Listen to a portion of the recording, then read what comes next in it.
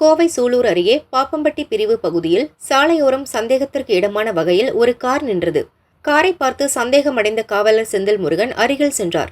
அவர் வருவதை பார்த்து காரில் இருந்த நபர்கள் காரை வேகமாக ஓட்டி எஸ்கேப் ஆகினர். தனி ஆளாக காவலர் செந்தில் முருகன் பைக்கில் 10 கிலோமீட்டர் தூரம் துரத்தி சென்று கிராம மக்கள் உதவியுடன் காரை மடக்கினார். காரில் பல லட்சம் ரூபாய் மதிப்புள்ள புதுச்சேரி சரக்கு பெட்டி பெட்டியாக பதுக்கி கடத்துவது தெரியவந்தது. சரக்குடன் கார் பறிமுதல் செய்யப்பட்டது. கடத்தல் ஆசாமிகள் திண்டுக்கல் வத்தலகுண்டு மகேஸ்வரன் மற்றும் நத்தம் எம்ஜிஆர் நகர் லட்சுமணன் ஆகியோர் கைது செய்யப்பட்டனர். காவலர் செந்தில் முருகனை எஸ்பி, டிஎஸ்பி உள்ளிட்டோர் பாராட்டினர். பக்கத்துல வண்டி உள்ள நிக்குது, எல்லாரும் பறிக்கல போய் நிப்பாட்டுறேன், என்னடா அப்படின்றேன். வண்டி எடுத்தான், அப்படியே விரட்டி உலகம் ட்ரெஸ் வர்றேன், விரட்டிகிட்டே வர்றேன்.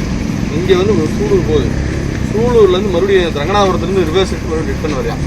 ரிட்டர்ன் வந்து நம்ம கண்ணம்பாளையம் வந்துட்டு அங்கேயே நிப்பாட்ட சொல்லி நிப்பாட்டல, மறுபடியும் இப்படி வந்து இங்கே நான் ஸ்லோ பண்ணிட்டேன்.